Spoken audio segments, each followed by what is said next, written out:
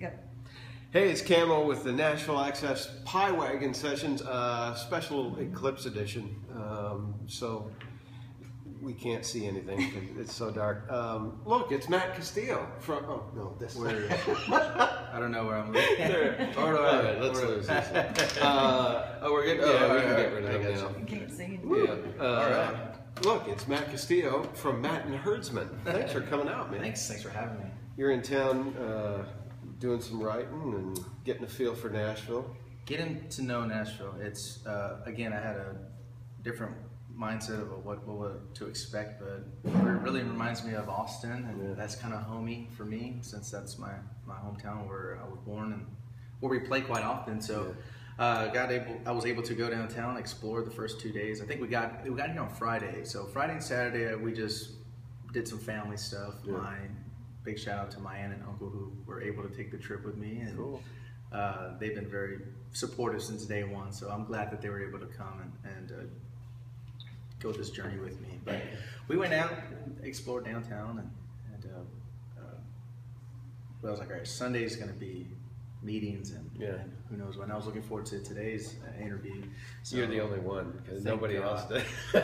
I'm glad it worked out. And we had a hard time finding some hotels, believe it or not, because what's going on? We thought it was the PBR, and come out and sure enough it was this Eclipse thing. Yeah. So, but that's good. I really enjoy Nashville. I do plan to come back and make it a constant thing. Cool. And I'm excited that it's my first radio interview here in Nashville too. So don't be that excited. We're completely underwhelming. Oh no, this is awesome. I love it. We got to say thank you to the Wagon because they were closed today because of the eclipse, and they opened up specifically so we could do this. So that's really cool. This is the album called Still Sane, Matt and the Herdsmen. This is a killer album. Thank you. I was telling you, there have been those guys in that kind of top echelon of Texas music, Aaron Watson, Cody Johnson, Kyle Park, John Wolfe, Casey Donahue. This stands right with this, and this is just your second album. It's just the second one. Yeah. That's a good album. Thank you. It's 2 years in the making, 2.5 years. A lot of the songs in there were based off personal stuff, like the song "She Won't Cry." My drummer started writing a little bit of it, and he was going through some stuff, and so he brought it to me and my guitar player Beto. So the guys in the band, I love these guys. So I got to introduce the Herdsmen. I got to introduce them. So lead guitar, it's Beto Cavazos. Bass guitar, it's bass is Danny Salinas. Drums is Ruben Cantu, and our pedestal player is Omar Oyoque. All Hispanic dudes playing country music. That's got to be cool. I'm a steel player, so anytime you he's one of the youngest ones in our area of the Rio Grande Valley. He does a lot of work for other bands and stuff. So shout out to those guys. They wish that they wish they could be here, but so a lot of the songs were based on relationships or heartache or so. And one of the songs like Right Hand Man was based off my previous road manager who started dating this girl he barely knew, and we slowly started losing track of him, and he started going off with the girl, and so one morning I woke up and I was mad, and I just started singing "I Got a Buddy Who's My Right Hand Man," and has been for years, and he literally lived right next door to me. We have an apartment, and I could knock on the wall and he'll knock back, but now he's living in San Antonio. He's doing really good. I'm really proud of that. What he's doing, and he's really proud of what we're doing. So a lot of that stuff is a lot of ups and downs, and I'm glad I was able to be relatable and it can hit somebody's heart or laugh about it and stuff like that. Great stories in it. Yeah. Country music, I mean, Texas still hangs on to doing stories, but Nashville, a lot of the establishment has got away from story songs, and it's just about bare feet on a dash and a pickup truck. But this album is just solid with great stories. We're excited to get released. September 1st is when it goes out everywhere. Yeah. And so it's just like trying to hurry up and get here, September. Hurry up and get here. I want everybody to hear it, but it's just the way it works, the process, and I like storytelling songs too.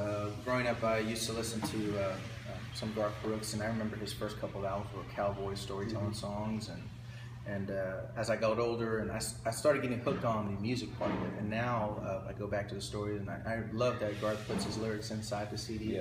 so you can kind of like dissect the songs, and that's what I started doing more often is go find out songs I really like and look at the lyrics and see what their style is or what goes on. Just try to get better and learn, and I think that's the whole band is about, just getting better and driving to a goal that we all set a year ago, and it's finally slowly happening for us as far as the album is concerned. So you said when we were talking before, you said that it was kind of strange making that jump and showing people how driven you are to be a success in the music business, and that's part of the reason you're here is a step along that way.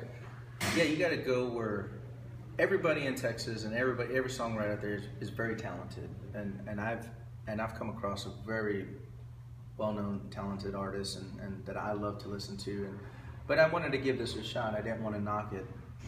I wanted to come up here and really sit down and get to know people and build these relationships. They're not just an end goal for me to just push out songs and because I want to get ahead. It's really about the friendship that you were saying. It's a small circle of trust. Yeah. And to get in that small circle, you really have to prove yourself and earn their respects and pay your dues. And that's what really we're all about, is just get on the road, play every show we can, do songwriting stuff like this just to kind of move us forward. And I'm really proud that the route that we're going, the path that we're going. And it's only going to get better, and music can only get better because we're all driven and hungry to write better songs and work on our craft. I know the guys are back home working on theirs, working on their chops, working on their licks. And for me, my job is to just become a better writer, make sure I stay in the pocket, make sure what we're set out to do as far as marketing and promotion and all that stuff gets done on mine until we can grab attention from somebody, whoever that might be. I don't know yet, but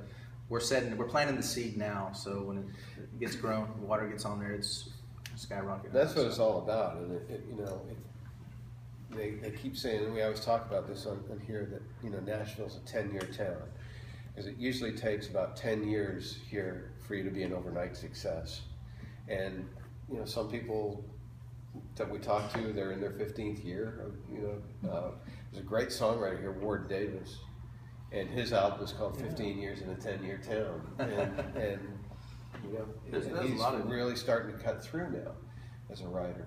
You kind of wonder what the formula is, and there's really no formula as to the right place, the right time. And I'm a firm believer in everything happens for a reason, and there's a reason why I found my band, there's a reason why I'm here today, or there's a reason why we made that record. I really don't ever question it. It's just whatever you have planned, I'm ready for it. And whatever it is, So, and that's kind of what we live by, Just everything happens for a reason, and one show at a time, and win somebody over, and hopefully they love you and they'll continue to support you the way it's supposed to be. So, are you predominantly touring through Texas? You get out of the state much? Currently, that's pretty much all we have. Yeah. So most of it is wake up in the morning and send out emails or call, or just to try to get somebody's attention to take a chance on us, and we're hoping maybe after the album comes out and create some buzz, maybe they'll be more open to letting us open up for somebody, or just playing a honky tonk, And every year it's every year is a new city, new venue, and let's keep that going and build relationships like that. So for right now, it's all in Texas, and we're trying to move up to Oklahoma to play up there, and then hopefully with this Nashville relationship that I'm building, it goes into some showcases or songwriting circles or whatever it is to help us move ahead and push the music out and get better. So that's what it is right now, just Texas. We keep talking. It's never just Texas. We keep talking about the music. You want to do a song? Yeah, we can do a song. So I'll do since it's the morning, and I'll do Right Hand Man for my buddy Ryan. So the song's called Right Hand Man.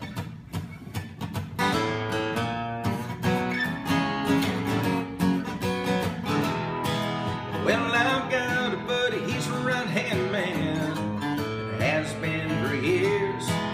We chase girls down like shots of crown, living without no fear. But one night beneath that Lone Star sign, saw her standing alone. He says, boys, there's my angel, thinking of love, and she turned his heart to stone.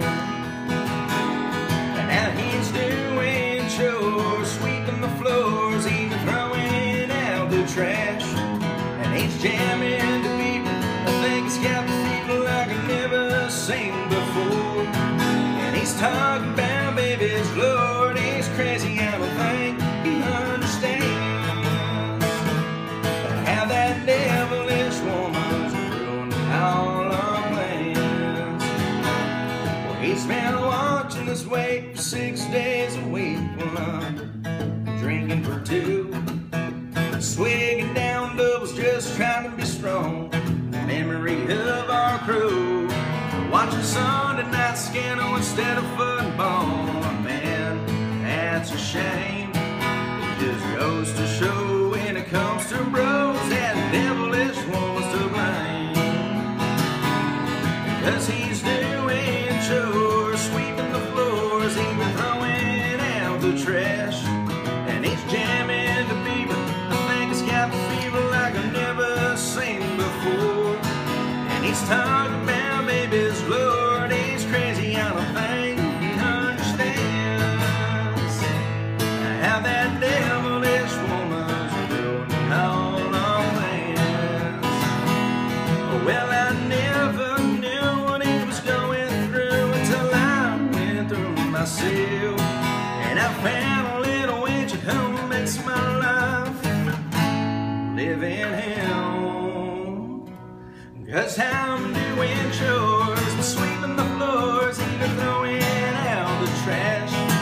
But I'm jamming shotgun with it still, drinking my whiskey like I've always done before. And she's talking about baby's Lord, she's crazy now, I understand how that devilish woman's ruined all my plans. How that devilish woman's ruined all my plans. Cool song. I wrote with a good buddy of mine that's actually went to school up here in Nashville, went to Belmont. His name is Eddie Sines. He's a really good songwriter, and we wrote it and I showed it to him, and he came over and we knocked it out. And I had the first half of it, and then he came in. He's like, I'm probably gonna not like this part, but now I'm doing chores, sweeping the floor. It was kind of cool that it all happened like that. So I'm really happy that I got to write with that wonderful, talented guy. So he's really cool. So if Eddie, you're looking and watching, thanks, man. Which is the most fun for you, the getting out and performing or the songwriting process? Or is it kind of a 50-50? I think it's to me it's 50-50. I'm more of an overthinker when it comes to songwriting, and once it's good, I want the band to just hurry up and learn it, go try it out and see if it works, and then that's the best way. It's to try all these songs out in these honky tonks and venues and stuff. But I like the energy that we have as a band. You know, we kind of set it up for that high energy, you know, punch in your face kind of thing. But the songwriting, you go back home and I'm like, okay, what are we gonna do now? Yeah. You know, and I like slow songs. I like sad songs. I like, you know, that's what I like. So it's hard to write for myself, personally speaking, that an upbeat, you know, something like Right Hand Man. This happened just because, you know, I was mad, I was pissed off, you know, I'm losing my buddy to a girl that. You know, like, of course there's going to be some some anger behind it, you know, or some frustration, you know. Hey, dude, listen, you know, you can't not have bro time. Us dudes, we need our bro time. You know, we need to go have a beer and then not be hanging out at the bar and then we get a tap on your shoulder at your girlfriend, you know, like, dude. But it happens to a lot of people, and like I said, this song right here just kind of not wrote itself, but there was a vision, there was a way. So it's a little, I think it's a little bit 50-50, I think. You mentioned Garth Brooks as an influence, and you can really feel a little bit of that in that song. Thank you. Yeah, that's good. I said something wrong here. No. I like Garth. I like what he does. And are you doing what he does and putting a track on here that track is always going to be your favorite track on the album? Because he always does that. He always does the last song that's his favorite track. For this album, I don't think we did that. We just kind of base the tracks on our live shows. Yeah. So when people go to our live shows, they can. It's about pacing and everything. Yeah, that up and down. Yeah. It started high, ended high, and in between have those little love songs and those party songs, I guess, or drinking songs, the honky tonk songs. Yeah. And so I love that. I'm going down the traditional route with a little bit of edgy twist, traditional with the twist. That's what we were talking before too. Because when you listen to it, it's traditional, but then it was like a little bit more. Mm-hmm. And traditional with a twist is a great way of describing it. Growing up, my mom, shout out to my mom, happy birthday. I love you so much. My mom's, I don't know how she's turned out, I shouldn't say, but she's an awesome anyway. Yeah, I told her about my songwriting session yesterday, and she was asleep on me because she has her own store, 7-Eleven, and she had to work a graveyard. I'm telling her I'm all excited. I'm like, Mom, yes, I'm listening. No, you're not. Okay, tell everybody where the store is so they can go and buy something in the store and help. So 7-Eleven is off of Bee Caves in Austin. So if you're in the Austin area, go pick up freshest, hottest coffee and donuts ever. Support small business. Love you, Mom. You are the reason for my hard work. And I love you and happy birthday. I've never done this for the first time doing this shout out to my mom. Right. I love you, Mama. I'm a big mama's boy, so it is what it is. But, hi, Mom. But going back to what we were talking about, what was it that we were talking about? I don't know. We just got off on your mom. Sorry. It's all right. But the songs, you know, I don't really. I have a favorite song, but I didn't put it in the last one, and we kind of just set it up the way we have our live shows and stuff. And the honky tonk again, going back to Garth, it's there's some influences there, and you know, I was raised on Garth, George Strait. Reba McEntire, like one of my favorite songs from Reba is "A Promise Too Late," and it reminds me of driving in Austin with my mom around the area, and so that's where it comes from. That stuff where I was introduced, and from there it kind of just evolved. And as I got older, I started searching more through the catalogs of music, and you know, found Merle and found Waylon, and all those guys. And then I meet other songwriters, and they introduced me to other people like gentleman Alex Williams. Really good guy, and it never stops. But my influences are awesome, but very much 90s country that I like, that I miss, and that I still play. Thank God for Spotify, but you know, stream them as much as I can, and buy the music. But I really like 90s country. I think that's where the influence is. There's something about it that's just it captured a real moment in time where you still had traditional stuff and it was really popular. Isn't that what music is? It's either it touches your heart or reminds you of a special place that makes you happy. And I think when I listen to 90s country, I want to go back to being a little kid with no worries and be riding shotgun, you know, in the car with my mom, listening to cassette tapes and A-side, B-side. You know, that's the difference in our ages. I think, oh, 8-track. 8-track, yeah. For me, it was a cassette tapes of late 80s, early 90s, and then we found out the Walkman, and I had all the Garth Brooks CDs, and when he had music, I was like, man, this is what I want to do. You know, I used to, believe it or not, I'm getting a little too personal here, but my aunt and uncle, they bought me this little deal. It's a little cassette tape, and it has a microphone you can pull. Oh yeah. I used to jam on that, and then I used to, while that's playing, I used to take headphones and I used to turn them sideways. I'd be like Garth, you know, the little microphone there. I used to do that, and great. I used to just sing in the mirror, and then my older cousins would come in and scare me and you know, like. But I remember I was, you know. There's nothing wrong with that. You were a kid, so you still get to keep your band card. Yeah, still got it. But that's where you're right. Like if you're doing that, and that means you really love country music, and you really wanted to be back then. And I remember watching Garth at Dallas Stadium, and I was just glued to the TV and all that good stuff. But yeah, I'm glad that it's working now. What's the one place, if you could play one place that's really high profile in Texas? Yeah. What would it be? Yeah, I guess look no further than Billy Bob's, you know? Yeah. Get out there and get that crowd in. Like I said, growing up, transitioning as I got older, I started getting into Texas music, and I gravitated to the Randy Rogers band. Yeah. I remember when I saw their live at Billy Bob's, I fell in love with it, and I would watch it and try to play along with there before they had chords and everything. And I just sit in front of the TV and same thing, just play their songs, at least try to learn it. Yeah. As I was learning guitar, so they've been a very big influence on me, and we've opened up for them a few times, and we've kind of struck a good relationship.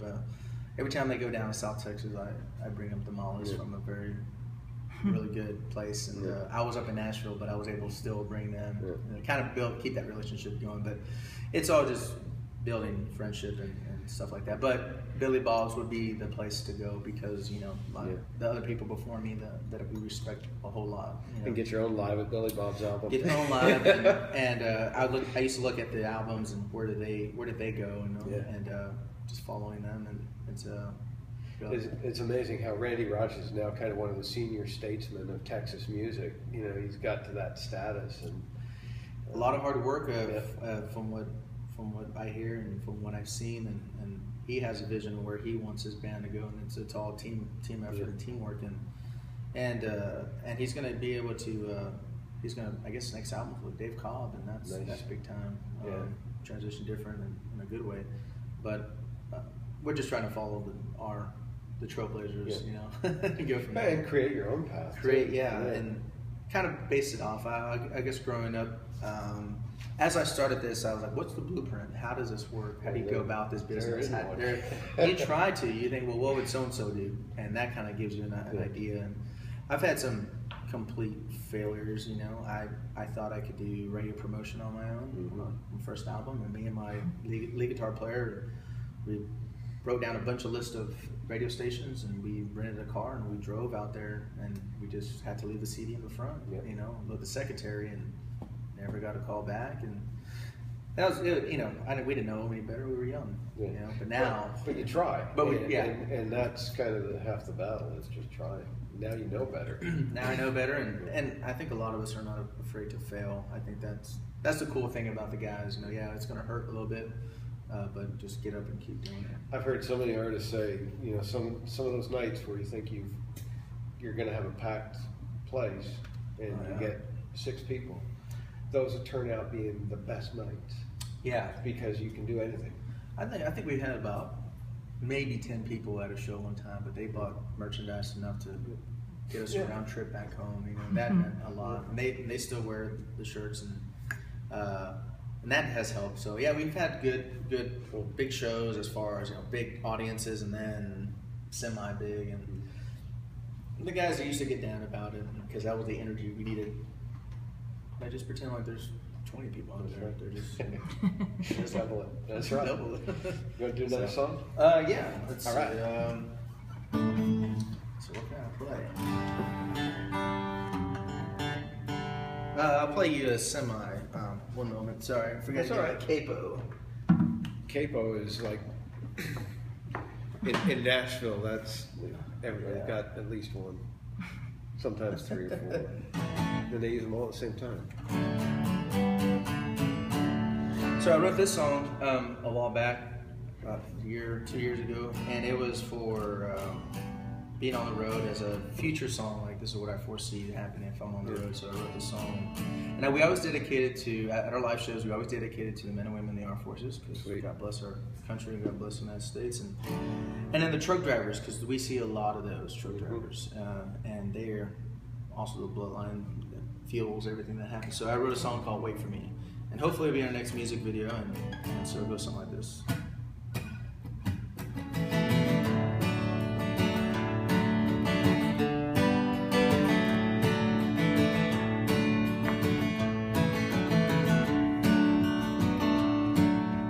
Heading down this road for a while, 5 more days and 1,000 miles, but it's all part of the game, and you gotta keep playing just to make a name. I close my eyes and I drift away, with you and me, baby, alone for the day. My alarm starts ringing, it's time to go, it's time to put on another show. It's not about the pain or the loss, it's not about the crying or the cost, it's about loving what you do, and everything I do, it's all for you. So have some faith, you will see. Baby, wait for me.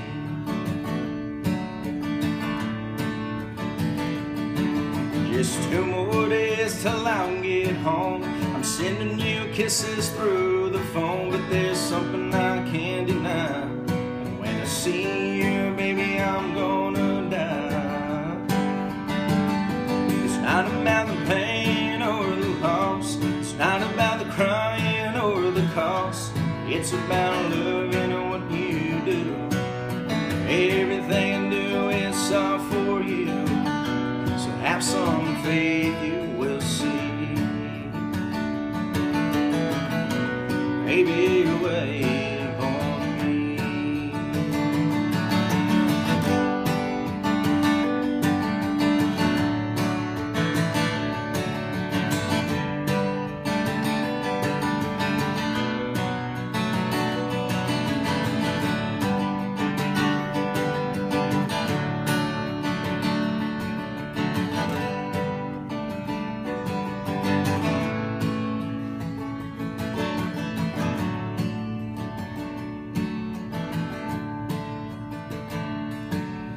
The sun is shining and I'm home.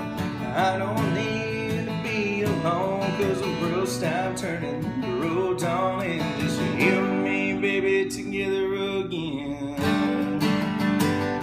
It's not about the pain or the loss, it's not about the crying or the cost. It's about loving what you do. Everything I do, it's all for you. So have some faith, you will see. It's not about the pain or the loss, it's not about the crying or the cost. It's about loving what you do. Everything I do, it's all for you. So have some faith, you will see. Baby, wait for me.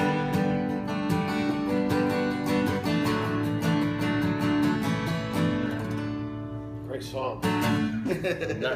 Yeah. The album is still sane. Matt and the Herdsmen. We are Herdsmen-less today. This is just Matt.